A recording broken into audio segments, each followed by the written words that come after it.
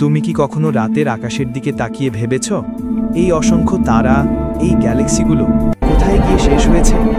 এই বিশাল মহাবিশ্বেরও কি কোনো সীমানা আছে, নাকি আমরা কেবল এর একটা ছোট্ট অংশই দেখতে পাই, বাকিটা চিরকাল অজানার অন্ধকারেই ঢাকা থাকবে? আজ আমরা খুঁজব সেই প্রশ্নের উত্তর। মহাবিশ্বের শেষ সীমানা কোথায়? বিজ্ঞানীরা বলেন আমাদের দেখা যায় এমন মহাবিশ্বের ব্যাস প্রায় 93 বিলিয়ন আলোকবর্ষ। ভাবতো, আলো যা প্রতি সেকেন্ডে 3 লাখ কিলোমিটার বেগে চলে, সেই আলোর আমাদের কাছে পৌঁছতে লেগেছে 46 বিলিয়ন বছর। কিন্তু এখানেই শেষ নয়। এই বিশালতার বাইরেও আছে এমন অঞ্চল যেখানকার আলো এখনো পর্যন্ত আমাদের চোখে পৌঁছয়নি। মানে আমরা যা দেখি সেটা আসলে পুরো মহাবিশ্বের এক ক্ষুদ্র অংশ, এক বিশাল বাস্তবতার ছোট্ট জানালা মাত্র।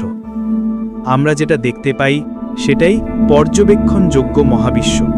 এর বাইরে অসংখ্য তারা, গ্যালাক্সি, এমনকি হয়তো এমন বাস্তবতা লুকিয়ে আছে যা আমরা এখন কল্পনাও করতে পারি না।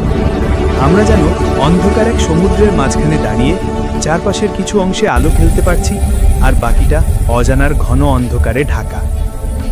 বিগ ব্যাংয়ের পর থেকেই মহাবিশ্ব ক্রমাগত প্রসারিত হচ্ছে, স্থান নিজেই প্রসারিত হচ্ছে, তারার মাঝে দূরত্ব বাড়ছে, গ্যালাক্সিগুলো আমাদের থেকে দূরে সরে যাচ্ছে, এমনকি কিছু গ্যালাক্সি এত দ্রুত সরে যাচ্ছে যে তাদের আলো আর কখনোই আমাদের কাছে আর পৌঁছবে না।